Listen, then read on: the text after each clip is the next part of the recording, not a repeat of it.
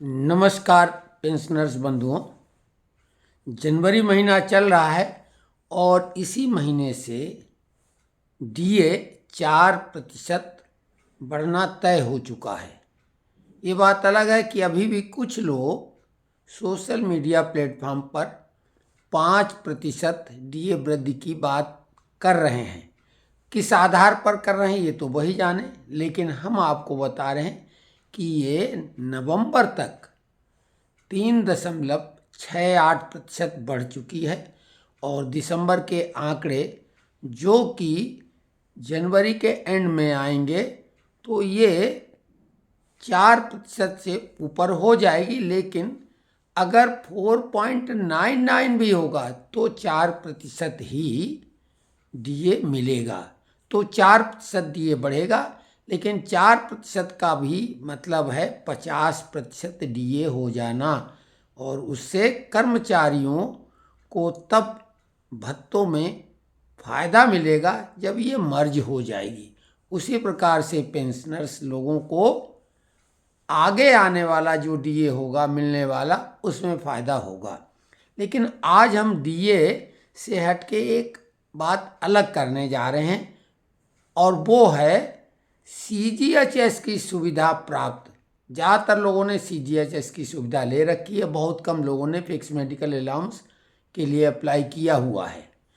तो OPD consultation fees जो पहले 150 रुपये थी वो बढ़ाकर अप्रैल से 350 रुपये हो गई, और उधर फिक्स मेडिकल अलाउंस जो 1000 था उसको बढ़ाकर 3000 रुपये किए जाने की सिफारिश 2022 में हो चुकी है।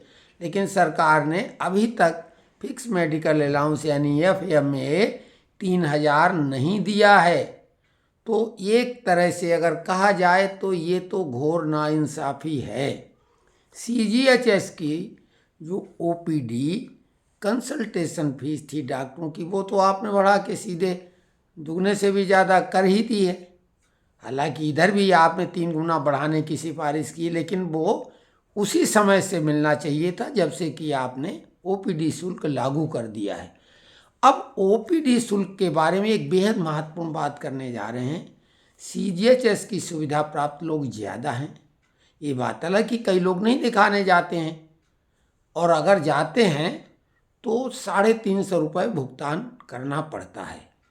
350 रुपये की ये राशि कई लोगों के लिए बेहद छोटी रकम है, लेकिन कुछ ऐसे पेंशनर्स भी हैं जिन्हें अपनी पेंशन से घर का खर्चा परिवार का चलाना पड़ता है। उन पे जो आश्रित लोग हैं इतने अधिक हैं कि वो उनको रकम कम पड़ती है, उनके लिए 350 रुपये बहुत ज़्यादा होते हैं।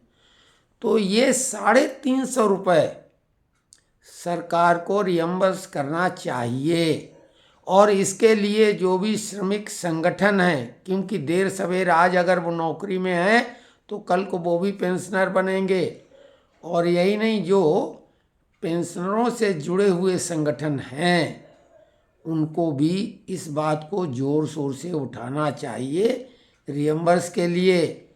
क्योंकि डॉक्टर जो मेडिसिन लिखता है वो तो सीजीएचएस की डिस्पेंसरी उसको कैश परचेज करके दिलाती हैं, और उसमें भी वो अक्सर ये देखा गया कि डॉक्टर जो दवा लिखता है वो उसी के फार्मूले वाली कोई दूसरी दवा आपको थमा देते हैं।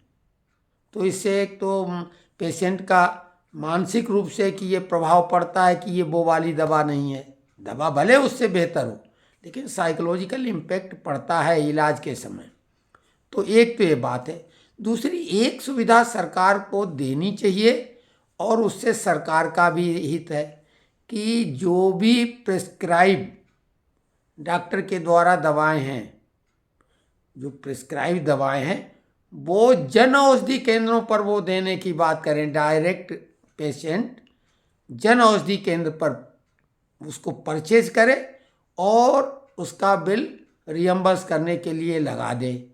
ऐसी सुविधा अगर सरकार देगी तो बहुत वो दवाएं एक तो सस्ती होती हैं जेनरिक। कई लोग कहेंगे ब्रांडेड दवा छोड़ के हम क्यों जेनरिक लें, लेकिन इसमें लंबा गोलमाल है। जेनरिक दवाएं नकली नहीं होती हैं, लेकिन जो ब्रांडेड दवाएं होती हैं उनमें बहुत बड़ा गोलमाल है, वो नकली भी हो सकती हैं और उनमें और तरह की गड़बड़ियां भी हो सकती हैं, रख रखाव के कारण से भी उनका असर कम हो जाता है। तो सरकार को ये सुविधा पेशेंट को देना चाहिए। अब जो लोग उचित समझेंगे बोलेंगे। तो जेनरिक के लिए जो जन औषधि केंद्र सरकार के द्वारा ही खुलवाए गए हैं, उनसे पेशेंट प्रेस्क्राइब की हुई दवा सीधे खरीद ले और कंसल्टेशन फीस विद मेडिसिन वो रियम्बर्स करने के लिए उसको अधिकार दिया जाना चाहिए। और ये न्यायपूर्ण बिल्कुल मांग है, इस बिल्कुल सही। इसके लिए श्रमिक संगठनों को जोर शोर से बात करनी चाहिए। एक बात लोगों ने और पूछी है, आज उसी पे बात करके हम अपना ये वीडियो समाप्त करेंगे, क्योंकि हमारा स्वास्थ्य खुद गड़बड़ है, सर्दी हो गई है। तो पेंशन जो डिपॉजिट होती है 15 वर्ष के लिए, तो कर्मचारी संगठनों के द्वारा ये मांग हुई थी कि ये 12 वर्ष के बाद ही पुनः रिस्टोर हो जाना चाहिए। तो इसके लिए नेशनल काउंसिल में ये पॉइंट रखा गया था और वहाँ ये जवाब दिया गया कि इसके लिए आप जो है पुनः यानी आवेदित करें, पुनः ये पॉइंट उठाएं और ये पे कमीशन के द्वारा ही इसका हल निकलेगा। तो ये पे कमीशन अभी चूंकि गठित नहीं हुआ है, इसलिए इस पॉइंट को यहाँ ड्रॉप किया जाता है। तो एक बात तो है कि सरकार ने ये बात मान ली है कि पे कमीशन अगला गठित होगा। तो 8वें पे कमीशन की जो मांग चल रही है और नेशनल काउंसिल में जब ये पॉइंट रेज किया गया और वहाँ पे कमीशन का भी हवाला दिया गया, तो इससे ये तो है कि सरकार पे कमीशन गठन पर विचार कर रही। उसका स्वरूप हो सकता है कि अभी तक जो पे कमीशन वेतन आयोग गठित किए गए उससे कुछ भिन्न हो, लेकिन उसमें ये जो पेंशन डिपॉजिट 15 वर्ष के लिए होती है उसकी अवधि घटाकर 12 वर्ष पर विचार होगा। तो आप उम्मीद कर सकते हैं 2026 से कि ये 12 वर्ष में ही हमारी पेंशन जो डिपॉजिट हुई है उसकी वापसी हो जाएगी। हालांकि उस पर डीए तो मिलता रहता है, लेकिन वो एक अच्छी खासी रकम होती है, तो उससे बहुत बड़ा लाभ होगा। साथ में ही नोशनल इंक्रीमेंट पे लोग बहुत दबाव डालें। नोशनल इंक्रीमेंट हमने आपको विश्वसनीय सूत्रों से ये बात कही है कि नोशनल इंक्रीमेंट निश्चित तौर से मिलेगा, क्योंकि आप लोगों ने बहादुरी के साथ जो लड़ाई कोर्ट कचहरी की लड़ी है और उसमें जीत हासिल की है, उसका सुफल आपको मिलना तय है। सरकार ने अभी कुछ समय लिया है और डीओपीटी और डिपार्टमेंट ऑफ एक्सपेंडिचर के बीच में तालमेल बिठाल के आगे आदेश इस वर्ष तक पहुंचेगा और फरवरी तक ये कार्रवाई पूरी कर ली जाएगी। और यही नहीं, ये तो जून वालों के लिए है, दिसंबर वालों का भी मामला इसी आधार पर हल होगा। चूंकि एसएलपी पेंडिंग है, एसएलपी के फैसले के बाद दिसंबर में भी जो लोग सेवानिवृत्त हुए हैं उनको भी नोशनल इंक्रीमेंट मिलेगा। और जिन लोगों ने नहीं केस किया हुआ, जिनके नाम नहीं शामिल हैं, उनको भी ये लाभ मिलेगा, क्योंकि ये पॉलिसी मैटर है और सुप्रीम कोर्ट के द्वारा दिए हुए निर्णय को कानूनी जामा पहना हुआ मान लिया जाता है, यानी वो कानून बन जाता है। तो इस तरह से सभी लोगों को फ़ायदा होगा। 2024 में अनेकों फ़ायदे होने हैं।